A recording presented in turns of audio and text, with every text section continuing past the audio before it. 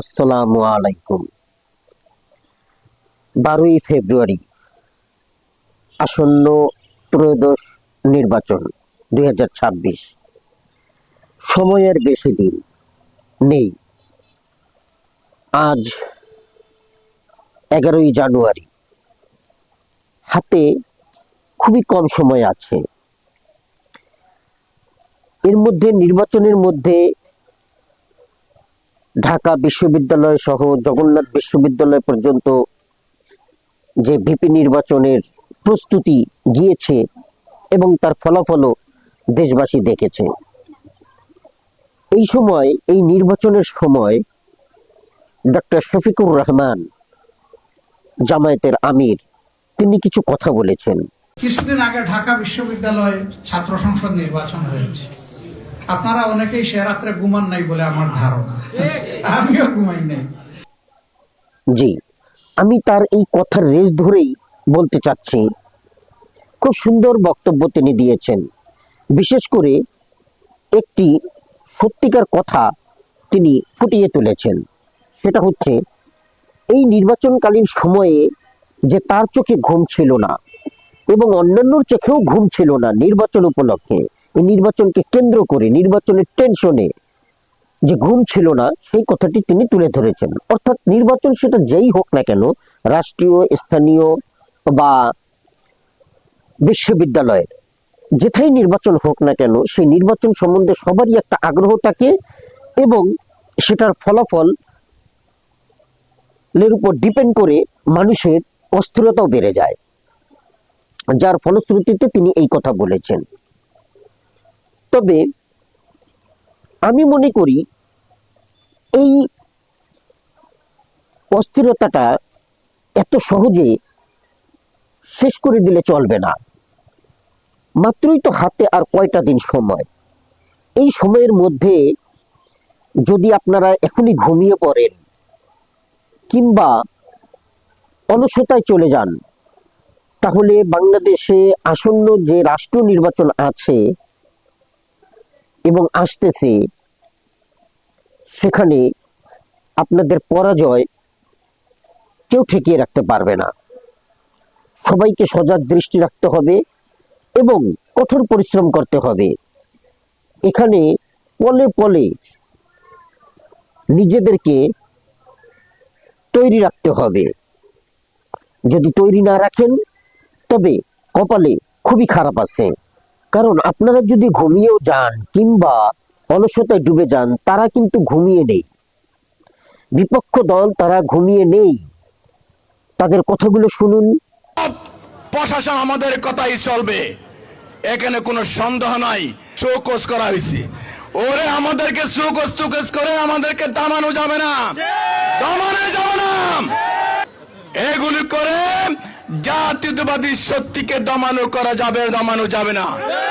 সর্বশেষে সবাইকে দানের শীষের প্রতীকে ভোট দিয়ে জয়যুক্ত করার আহ্বান জানিয়ে আমার বক্তব্য শেষ করছি। জি, তারা এখনই প্রশাসন দখল করতে চাচ্ছে। শুধু চাচ্ছে নয়, করতেছে অলরেডি।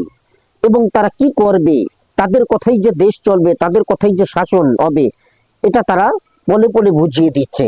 আর সেই জন্য 12ই ফেব্রুয়ারি নির্বাচনের জন্য তারা আগাম প্রস্তুতি নিচ্ছে। এই নির্বাচনে কোনোভাবেই তারা যাতে হারতে না পারে, সেই জন্য প্রত্যেক পদক্ষেপেই তারা ব্যবস্থা জারি রেখেছে। প্রশাসন বলেন, বর্তমান ইউনূস সরকার বলেন, স্বয়ং ইউনূস সহ যাবতীয় যা আছে সব তারা কন্ট্রোল করার চেষ্টা করতেছে। এমনকি মাঠে ময়দানে ব্যালট পেপারও যেখানে ভোট দেওয়া হবে, প্রিজাইডিং অফিসার থাকবে, তাকেও কিভাবে কন্ট্রোলে আনতে হবে, তাকে দিয়ে কিভাবে কাজটা করাতে হবে, তা তারা সবকিছু ব্যবস্থা করতেছে। শুনুন ওনার কথা। দুদিন পর ইনশাআল্লাহ আল্লাহর উপর ভরসা করবো, ইনশাআল্লাহ বাংলাদেশ জাতীয়তাবাদী দল সরকার গঠন করবে। মানুষই থাকবে না, আমি যা বলবো এখানে তাই আইন, আল্লাহর হুকুম। অর্থাৎ 2 দিন পরে ওনারা দেশ শাসন করবে, তাদের সরকার ক্ষমতায় আসতেছে, তাদের কথাই আল্লাহর আইন, তাদের কথাই আল্লাহর হুকুম। এখানে অন্য কিছুই আর বাস্তবায়িত হবে না। এমন কনফিডেন্ট নিয়ে তারা এই কথাগুলো বলতেছে অর্থাৎ তারা সরকার গঠন করবে অবশ্যম্ভাবী, এবং সেটা যে কোনো পন্থাই হোক না কেন তারা এই নির্বাচনে সরকার গঠনের পুরোপুরি প্রস্তুতি নিচ্ছে। এখন এর থেকে যদি উত্তরণ পেতে হয় তাহলে বিপক্ষ দলগুলোকে খুব কঠোরভাবে পরিশ্রম করতে হবে এবং সজাগ দৃষ্টি রাখতে হবে, নতুবা পরিণতি মোটেই ভালো হবে না। এজন্য জায়গায় জায়গায় ব্যবস্থা নিতে হবে। কিন্তু আপনারা কি সেই ব্যবস্থা নিচ্ছেন? না, নিচ্ছেন না। এখনো আপনাদের সেই ব্যবস্থা পরিলক্ষিত হচ্ছে না। শুধুমাত্র কিছুদিন আগে আসিফ আহমেদ সজীব ভুইয়াকে বলতে শুনেছি যে নির্বাচন যদি সঠিকভাবে না হয় তাহলে তারা আন্দোলনে যেতে প্রস্তুত এবং আন্দোলন তারা করবে। No no no no no no Asif Ahmed Sajib Bhuiyan, I respect you, I honour you, আমি আপনাকে খুব ভালোবাসি, কিন্তু এইভাবে শুধু বললে হবে না। আপনি তাকে যেমন বলে এসেছেন ঠিক তেমনি ভাবে আপনি আপনার যুদ্ধ পরিস্থিতি তৈরি করে রাখুন। আপনি যে আন্দোলনে নামবেন সেই আন্দোলনে সবকিছু তৈরি করে রাখুন। শুধুমাত্র এতটুকু বিঘ্ন ঘটা মাত্রই সাথে সাথে আন্দোলনে নেমে যেতে হবে, আর সেই আন্দোলনে আমরাও সহযোগী হব। আমরা সাধারণ জনগণ আপনাদের পাশে আছি। এই আন্দোলনের জন্য সর্বাত্মক প্রস্তুতি থাকতে হবে, নতুবা তারা ওই বিপক্ষ দল, ওই যে আমি কথাগুলো শোনালাম, তারা যে আল্লাহর হুকুম হয়ে যাবে তাদের আইন এবং তারা যে সব প্রশাসন দখল করে নিচ্ছে তারা বাস্তবায়িত করে ফেলবে। তা না হলে আপনারা কিভাবে ভাবেন, কিভাবে আপনারা যে প্রস্তুতি নিচ্ছেন না এবং আপনারা সেইভাবে আন্দোলন করতেছেন না, সেটাই ওনার কথাগুলো একটু শুনুন। ভিজা যিনি আপনার বুলেট প্রুফ গাড়ির ভিতর থেকে জনগণকে সম্বর্ধনা হাত নেড়ে দিতে হয়, সেখানে আমাদের সরকার যেভাবে তাকে সম্বর্ধনা জানিয়েছে সেটাতে লেভেল প্লেইং ফিল্ড কতটা তৈরি হবে করে আমি জানি না। জি, যদি ওনার কথাই আপনাদের মনে হয় যে আপনারা কোনো আন্দোলনের প্রস্তুতি নিচ্ছেন বা আপনারা সেইভাবে ব্যবস্থা নিচ্ছেন, তা আমি অন্তত দেখতে পাচ্ছি না একজন সাধারণ জনগণ হিসাবে। কোনোভাবেই আপনারা কোনো প্রতিহত ব্যবস্থা নিচ্ছেন না। তা না হলে আমাকে একটু বুঝান, একজন ব্যক্তিকে কেন এইভাবে প্রোটোকল দেওয়া হবে? এত সেনাবাহিনী দিয়ে তাকে প্রোটোকল দেওয়ার প্রশ্নটা কি? এই বুলেট প্রুফ গাড়ি তার জন্য কোথা থেকে আসে? কেন এই সিকিউরিটি ব্যবস্থা তার জন্য? বাংলাদেশের আর বাকি 18 কোটি মানুষের কি হয়েছে তাহলে? তাদের মধ্যে কি এমন কোনো নেতা নেই, তাদের কি এমন কোনো সিকিউরিটির প্রয়োজন নেই যে তাকে এরকম সিকিউরিটি দিতে হবে? শুনুন ওনার কথাগুলো। চারিদিক থেকে প্রোটোকল, হাইরো প্রোটোকল, এগুলো প্রধানমন্ত্রীরাও এই প্রোটোকল পায় না। সেনাবাহিনী নেমে গিয়ে 4000 সেনাবাহিনী একটা দলের প্রধানকে প্রোটোকল দেয়া লাগছে। নিজ দেশের ভিতরে সে জনগণের সাথে সাক্ষাৎ করতে পারছে না, এত প্রোটোকল তাকে দিয়ে রাখতে হয়। কিসের এত ভয়? সে বলে দেশে আসা আমার উপরে নির্ভর করে না। তাহলে কার উপরে নির্ভর করে? তার দেশে আসা তো কোনো রাজনৈতিক দলের উপরে নির্ভর করে না, ইন্টারিম গভর্নমেন্টকে তো থোড়া কেয়ার করে। তাহলে তার দেশে আসা নির্ভর করছে কাদের উপরে? জি, একই কথা বলেছেন তিনি, বরঞ্চ আরো সুন্দরভাবে বুঝিয়েছেন, কিন্তু তারপর আপনারা বুঝতেছেন না। এই জন্য কোনো প্রকার কোনো আন্দোলন তো ভালো কথা, কোনো প্রকার বিরোধিতাও আমি শুনিনি। এমনকি বর্তমান সরকার ইউনিসকে এর জন্য জবাবদিহিতার কাঠগড়ায় দাঁড় করানো উচিত ছিল, কিন্তু কোনো একটি দল, কোনো একটি সংগঠন আপনারা তা করেননি। ইউনিস সরকারের এই কাজের বিরোধিতা কেউ করেননি। কেন তিনি এইভাবে প্রোটোকল দিচ্ছেন? এই প্রোটোকল দেওয়ার মানেটা কি? তার মানে উনি একদিকে ঝুঁকে যাচ্ছেন। উনি যে একদিকে ঝুঁকে যাচ্ছেন তার প্রমাণও আমি আপনাদেরকে দিচ্ছি। আমি যদি দুইটা উদাহরণ দিই জাতীয় নাগরিক পার্টির দুইজন প্রার্থীর ক্ষেত্রে, যেমন কুমিল্লা 4 সংসদীয় আসনে আপনারা জানেন যে জাতীয় নাগরিক পার্টির পক্ষ থেকে হাসনাত আবদুল্লাহ প্রার্থী হিসেবে আছেন। সেখানে আমরা দেখেছি যে বিএনপির যিনি প্রার্থী তিনি তার প্রায় 100 কোটি টাকার উপরে ঋণ খেলাপির তথ্য গোপন করেছেন। যদিও তিনি হাইকোর্ট থেকে সে বিষয়ে একটা স্টে অর্ডার এনে সেটা বাংলাদেশ ব্যাংকে দিয়েছেন, কিন্তু নির্বাচন কমিশনে দেয়া তার হলফনামায় সেই তথ্য উদ্ধৃত করা হয়নি, যেটা স্পষ্টই নিয়মের ব্যত্যয় ঘটিয়েছে। কিন্তু তারপরেও আমরা দেখলাম যে তার প্রার্থিতা বৈধ ঘোষণা করা হয়েছে। এবং সিলেটে আমরা দেখেছি যে সিলেট 1 আসনে আমাদের জাতীয় নাগরিক পার্টির পক্ষ থেকে প্রার্থী হিসেবে আছেন এতেশাম হক। তার যেই দ্বৈত নাগরিকত্ব বিষয়ে যেই তথ্য তিনি অনুরোধ করেছিলেন যে তিনি সেটা পরবর্তীতে দাখিল করবেন, তারপরেও তার যেই মনোনয়নপত্র সেটা বাতিল বলে ঘোষণা করা হয়েছে। কিন্তু একই জেলায় আমরা দেখলাম সিলেট 3 আসনে বিএনপির প্রার্থীর ক্ষেত্রে একই ধরনের ব্যবস্থায়, একই ধরনের পরিস্থিতি থাকা সত্ত্বেও তার যেই কাগজপত্র সেটা পরবর্তীতে দাখিলের শর্তে কিন্তু তাকে মনোনয়নপত্র বৈধ বলে বিবেচিত হয়েছে। তো এবং সিলেট জেলার যেই ডিসি ছিলেন তিনি পুরোটা বিষয় দেখেছেন এবং তিনি একজনের ক্ষেত্রে একই ধরনের পরিস্থিতিতে দুইজনকে দুই ধরনের রায় দিলেন, একজন এটা বাতিল করলেন আর একজন এটা বৈধ করলেন। এটা আমরা মনে করি যে স্পষ্টভাবেই একটি নির্দিষ্ট দলের প্রতি, একটি নির্দিষ্ট গোষ্ঠীর প্রতি প্রশাসনের এক ধরনের একতরফা এবং পক্ষপাতিত্বের পরিচয় আমরা দেখেছি। এই দুটি আসন স্পেসিফিকলি আমাদের, এবং এর বাইরেও আমরা অন্তত আরো 100টি উদাহরণ আছে, আপনারাই কভার করেছেন, মিডিয়ার মাধ্যমে আমরা দেখেছি। শুনলেন তো আসিফ আহমেদ সজীব ভাইয়ের কথাগুলো। মঞ্জু সাহেবের প্রার্থিতা, উনি একজন ঋণ খেলাপি, তারপরও তিনি সেটা যাই করুন না কেন, কিন্তু তার ফর্মে তার উল্লেখ করাটা বাধ্যতামূলক ছিল, এটা নির্বাচনের দায়িত্ব, কিন্তু তিনি সেটা করেননি। অথচ নির্বাচন কমিশন তাকে বৈধতা দান করেছে, আপিল করে তারপরে তার সেই বৈধতাকে চ্যালেঞ্জ করা হয়েছে। কিন্তু নির্বাচন কমিশন করে কি? কেন তারা এই একমুখী আচরণ করতেছে? প্রশাসন কেন তাদেরকে সহযোগিতা করতেছে? ওয়াই? এই প্রশ্নের উত্তর কে দেবে? কেন আপনারা এতে জোরালো হচ্ছেন না? তারপরে দ্বৈত নাগরিকের ব্যাপারটা আসেন, সিলেট 1 এবং 3-এর ব্যাপারে। সিলেট 1-এ তাকে প্রার্থিতা দেওয়া হলো না, মনোনয়ন বৈধ ঘোষণা করা হলো না, অথচ সিলেট 3 বিএনপির প্রার্থীকে মনোনয়নের বৈধতা ঘোষণা করা হলো। এমনি ভাবে বিভিন্ন জায়গায় বিভিন্ন ভাবে প্রশাসন তাদেরকে সহযোগিতা করতেছে। বিশেষ করে নির্বাচন কমিশন পুরোপুরি ঝুঁকে গিয়েছেন তাদের উপরে।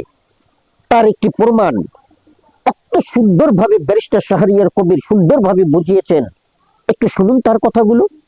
লাল ব্যাগ নিয়ে এসে লালবাগের একটা কাহিনী আছে। লালবাগের কাহিনীটা হচ্ছে 2008 সালে ইলেকশন কিভাবে হয়েছে সেটা হচ্ছে এই দুইটা কাপ দিয়ে দেয়। ধরে নেন এই কাপটা আপনাদের সবাইকে দেখানো হলো, আপনারা সবাই পুলিং এ, যেটা ফাঁকা ফাঁকা না, ফাঁকা, আপনারা সবাই ভোট দিচ্ছেন, ভোট দিতে দিতে এটা কি হয়ে গেল? পূরণ হয়ে গেল। এটা পূরণ হয়ে গেল তো। এখন এটা পূরণ হয়ে গেছে, ভোট হয়ে গেছে, কি করবেন? এটা উনি ধরেন প্রিজাইডিং অফিসার, ওনার রুমে জমা দিলাম, দিয়ে ওনার কাছ থেকে আরেকটা ফাঁকা নিয়ে এসে আপনাদেরকে দেখায় এখানে দিলাম। ওইখানে পুলিং অফিসারও নাই, পুলিশও নাই। উনি যদি এর মধ্যে এখন 5000 ভোট ঢুকায় কি হবে? এটা কেন বললাম? দেখ, 2001 সালে বিএনপি সিট পাইছিল 193টা, ভোট পাইছিল 2,28,00,000। আর আওয়ামী লীগ সিট পাইছিল 62টা, ভোট পাইছিল 2,23,00,000। আবার শুনেন, বিএনপি ভোট পাইল কত? 2,28,00,000, সিট পাইল কত? 193টা। আর আওয়ামী লীগ পাইল 2,23,00,000, সিট পাইল কত? 62টা। 5 লাখ ভোটের ব্যবধানে সিটের ব্যবধান কত? ডবলেরও বেশি। 5 লাখ এখন 300 আসনে ভাগ দেন, 300 আসনে 5 লাখ যদি ভাগ দেন ভাই, 2000 করে ভোট ওখানে উনি ঢুকায়া দিলে কেউ জানবে না। জানবে? আপনি তো মুখটা কাপড় দিয়ে পেঁচানো হয় কখন? যখন এটা ডিসি সাহেবের কাছে পাঠানো হয় গণনার পরে। এটা তো আমি গণনার আগে ওনার কাছে দিলাম। কই ইলেকশন কমিশন এটা নিয়ে? এটা তো আমরা বারবার চিৎকার করে বলছি। তার যে রুলস করছে সেই রুলসের মধ্যে এটা নাই, যেটা এমন একটা ওপেন জায়গায় রাখতে হবে, পুলিশ পাহারায় রাখতে হবে, যাতে ওখানে কেউ আর কাজ করতে না পারে। শস্যের মধ্যে বুদ্ধি আমাকে বলতেছে নিরপেক্ষ নির্বাচন করি। উনি চোখে আঙ্গুল দিয়ে দেখিয়ে দিলেন কিভাবে নির্বাচনে কারচুপি হতে পারে। প্রিজাইডিং অফিসারের কাছে যে ব্যালট বাক্সটা রাখবেন সেখানে কোনো সিকিউরিটি থাকবে না, সেখানে কোনো লোক থাকতে পারবে না, শুধুমাত্র তার কাছে সেই বাক্সটি থাকবে।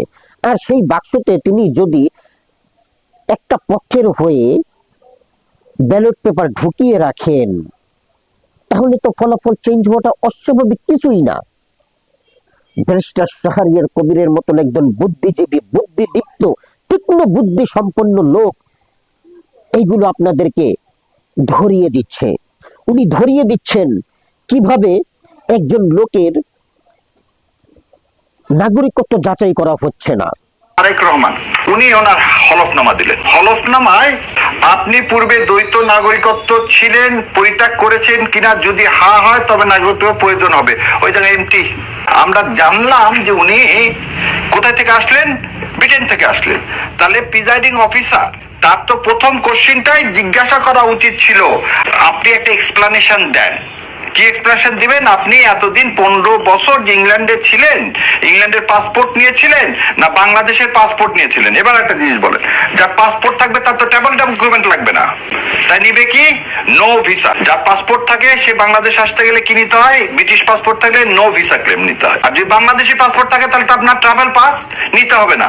তাহলে অ্যাডমিটেডলি তার বাংলাদেশি পাসপোর্ট নাই, অ্যাডমিটেডলি বাংলাদেশি পাসপোর্ট নাই। তাহলে আপনার রিটার্নিং অফিসার যদি এই কথা জিজ্ঞাসা করতে না পারে, আর জাতির সামনে একটা জিনিস আমরা সবসময় কি বলতেছি, সৎ নেতৃত্ব চাই। আমিও চাই ওনাকে ভোট দিতে। উনি তো এটা যদি পরিষ্কার না করেন, তাহলে আমি এমন কোন নেতৃত্বকে কি বাছাই করতেছি যে জাতির সামনে তার অবস্থান পরিষ্কার করতেছে না? এবং আর দেখেন, পুরা ফেসবুকে ভরে গেছে, কি ভরে গেছেন, উনি একটা white and blue construction limited বলে একটা কোম্পানি ছিল, সেই কোম্পানিতে উনি আর ওনার ওয়াইফ ছিলেন হচ্ছে শেয়ার হোল্ডার। ওই কোম্পানির ফর্মে লেখা ছিল ওনার ন্যাশনালিটি ব্রিটিশ, ওনার ন্যাশনালিটি ব্রিটিশ, দেখেন ব্রিটিশ লেখা আছে। তারপরে এই যে সেই কোম্পানির রেজিস্ট্রেশন সার্টিফিকেট, তারপরে এই যে, তাহলে এটা কি হলো? এখানে তো এক্সপ্লেনেশনটা দিলে তাহলে প্রশাসন যদি এখনই ভয় পায়, সারের বাইরে অনেকটা একতরফা হয়ে যাচ্ছে। না, আমি একটু বলে দিই যে আমি জানতাম না যে আপনি এগুলো বলবেন, তাহলে আমরা তো বিএনপির কাউকে এখানে রাখতে পারবো না। না না না, বিএনপির কাউকে না, এটা আমরা বলতেছি, কিন্তু বিএনপির কথা বলিনি, এটা বিএনপির এক্সপ্লেনেশন না। আমি বলতেছি যে প্রিজাইডিং অফিসার, কারণ আমাদের কাছে তো আমরা যখন আপিলে যাচ্ছি তখন তো আমাদের কাছে এটা আছে, তখন আমি যখন দেখাবো ওই প্রিজাইডিং অফিসার যদি বিএনপিকে এখনই ফেভার করা শুরু করে, তাহলে কিভাবে আপনি আশা করেন? ঠিক আছে, আপনার এইটা মানে কিভাবে আশা করবো দেশবাসীর কাছে যে একটা ফ্রি ফেয়ার ইলেকশন হবে যেখানে অ্যাডমিনিস্ট্রেশন কি করবে না? আর এই কথাটা বলার পিছনে একটা কারণ আছে। মানে আমরা সার্ভে একটা ব্রেক নিব। তার নাগরিকত্ব যাচাই না করে তাকে কোনো প্রশ্ন ছাড়াই তাকে একদিনের মধ্যে আইডি কার্ড করে দেওয়া হয় এবং তাকে প্রার্থিতা বৈধ বলেও ঘোষণা করা হয়, অথচ তারও দ্বিতীয় নাগরিকত্ব আছে, দ্বৈত নাগরিকত্ব আছে, এবং তিনি যে লন্ডনেরও নাগরিক তা আমি আমার অন্য একটি ভিডিওতে বলেছি, যেখানে হারপিক মজুমদার কথাগুলো বলেছিলেন। তিনি কিন্তু ব্রিটিশ নাগরিক নন, তিনি রাজনৈতিক আশ্রয়ে আছেন। যে দেশের নাগরিক অন্য দেশের রাজনৈতিক আশ্রয় নেয়, সেই দেশ তাকে অ্যালাউ না করলে তাহলে সেই দেশে আর তার নিজের দেশে সে ফিরতে পারে না। তো এখন ট্রাভেল পাস দিবে, ট্রাভেল পাসটা কয় দিনের? 7 দিন, 3 দিন, তার মাকে দেখার জন্য। তিনি তো রাজনীতি করেন, তার তো অফুরন্ত সময় দরকার। তারেক রহমানের তো ব্রিটিশ পাসপোর্ট আছে, তারেক রহমানের ব্রিটিশ পাসপোর্ট আছে। তারেক রহমানের ব্রিটিশ পাসপোর্ট নাই বললে আমি আমার কাছে একটা ডকুমেন্টস আছে, উনি ব্লু এন্ড হোয়াইট একটা কোম্পানি খুলেছেন যেখানে উনার নিচে সিগনেচার করা লেখা আছে ব্রিটিশ সিটিজেন। দেখতে চান? এটা আমি ব্রিটিশ, এটা রাখেন ভাই, রাখেন, এটা আমি ব্রিটিশ যে কোম্পানি হাউস, সেই কোম্পানি হাউসের ডকুমেন্টস আমার কাছে আছে। এইটা কোনো এবিসিডি, এটার ভিতরে পরিষ্কার, এটা সত্যি তথ্য, আমি আপনাকে এখনই দিব, দিতে পারেন, সমস্যা নাই। আপনি white and blue consultants limited, এটা 1 জুলাই 2015 রেজিস্টার করেছেন তারেক রহমান সাহেব। এই ডকুমেন্টটা কোম্পানি হাউসে ছিল, এটা আমি ডাউনলোড করেছি। এইটা এখন আপনাকে আমি পাঠাচ্ছি। এইটার মধ্যে উনার সিগনেচার সহ, উনার সাইন সহ পরিষ্কার ভাবে লেখা আছে উনি ব্রিটিশ সিটিজেন। আমি পাঠাচ্ছি আপনাকে। ভাই এটা আমার ডকুমেন্ট না, দেখেন উনার ন্যাশনালিটি, এই যে দেখেন আমি আপনাকে ডকুমেন্টটা পাঠিয়ে দিয়েছি। এটা আপনি কত নাম্বার পেজে পাবেন জানেন?